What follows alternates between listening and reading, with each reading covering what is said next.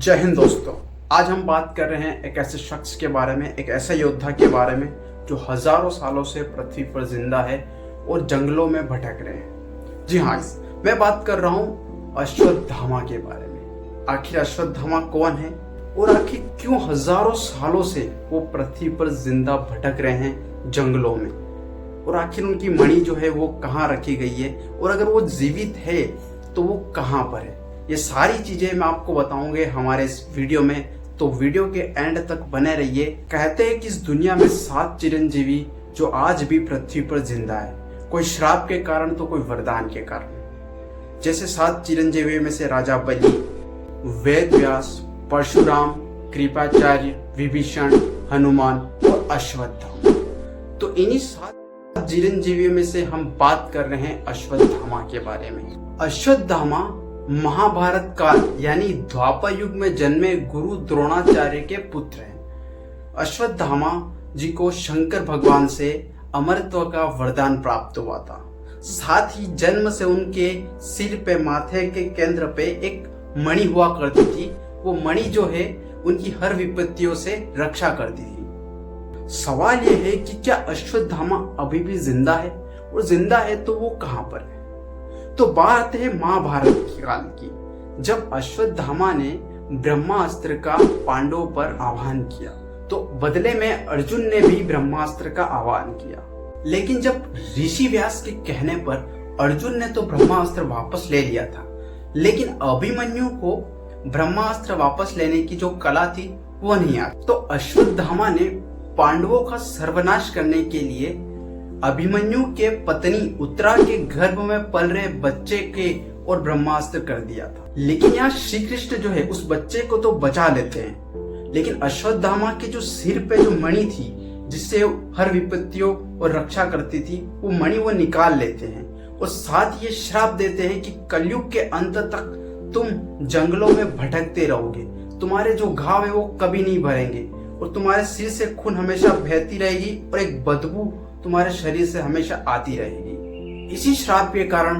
जंगलों में भटकते रहते हैं, और उनके जो शरीर पे जो घाव है वो आज तक नहीं भर पाया है, और उनके शरीर से बदबू भी आती रहती है। लेकिन सवाल ये है कि अगर अश्वत्थामा जिंदा है तो वो किसी को दिखे क्यों। तो बहुत सारे लोगों का यह कहना है कि मध्य प्रदेश के असीरगढ़ किले में जो शिवलिंग है उस पर सुबह सुबह कोई आता है, फूल चढ़ाता है, पूजा अर्चना करके चला जाता है, लेकिन आज तक किसी ने को वो दिखे नहीं। तो लोगों का यह कहना कि पीढ़ी दर पीढ़ी कोई आता है, फूल चढ़ाता है और चला जाता है। तो ये जो है ये अश्वत्थामा यहाँ पर आते हैं, पूजा अर्चना करके वो चले जाते हैं। बात है सन 1192 में, जब पृथ्वीराज चौहान मोहम्मद गोरी से युद्ध हारने के बाद जंगल की ओर निकल जाते हैं। जंगल में वो एक किला देखते हैं जिसमें हर रोज सुबह कोई आता है, उस शिवलिंग में फूल चढ़ा के पूजा अर्चना करके चला जाता है। लेकिन आज तक उनको कोई दिखा नहीं। वो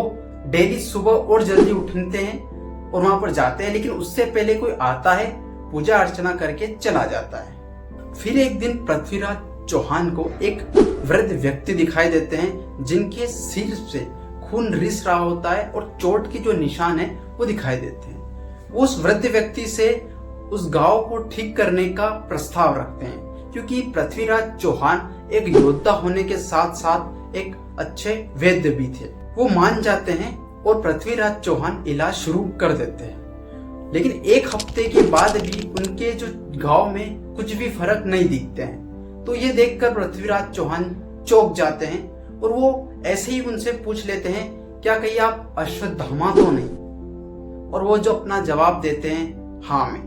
ये बात सुनकर पृथ्वीराज चौहान अचंभित हो जाते हैं और उनसे वरदान मांगते हैं। वरदान में वो उनको शब्द वेदी बाण का वरदान देते हैं, और साथ में वो 3 बाण भी देते हैं। इस बात का जिक्र पृथ्वीराज रासो में भी किया गया है। इतना ही नहीं, एक रेलवे कर्मचारी ये दावा करता है कि उसने अश्वत्थामा को देखा है, उनके जो सिर पर खून बहता हुआ दिखा है उनको, और उन्होंने ये दावा किया है कि मैंने उनसे बातचीत भी की है।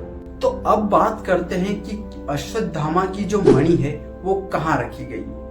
तो बहुत सारे का कहना है कि जो अश्वत्थामा की मणि है वो हिमालय की कहीं पहाड़ों पे रखी गई है, तो किसी का कहना है कि बरमुंडा ट्रायंगल पे रखी गई है। लेकिन ये सरासर गलत है, क्योंकि अगर अश्वत्थामा की जो मणि है वो पृथ्वी पर कहीं भी होती तो अभी तक अश्वत्थामा उस मणि को पा लिए होते। अगर पृथ्वी पर वो मणि कहीं नहीं है तो फिर वो मणि है कहाँ? क्या श्री कृष्ण भगवान अपने साथ वैकुंठ वो मणि लेके गए हैं? लेकिन वैकुंठ में संसार की कोई भी चीज वैकुंठ नहीं ले जा सकते, तो फिर आखिर वो मणि है कहाँ पर?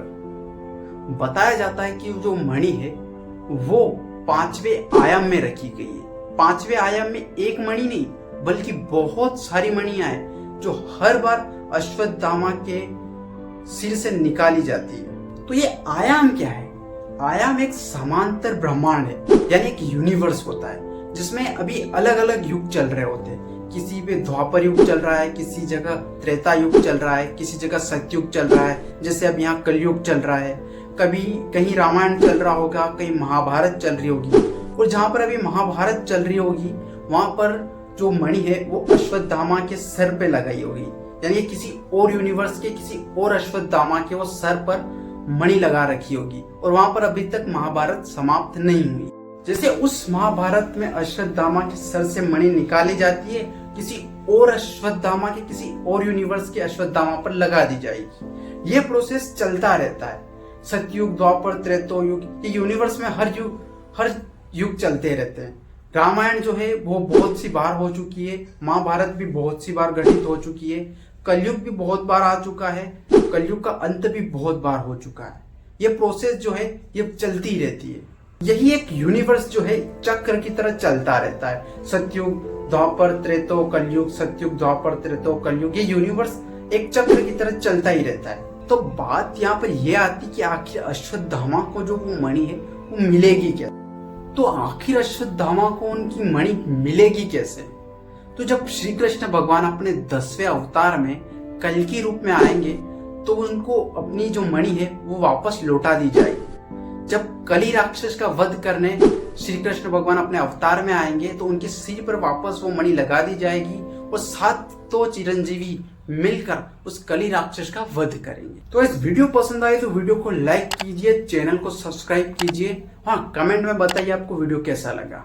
मिलते हैं नेक्स्ट वीडियो के साथ, तब तक के लिए जय हिंद, जय भारत।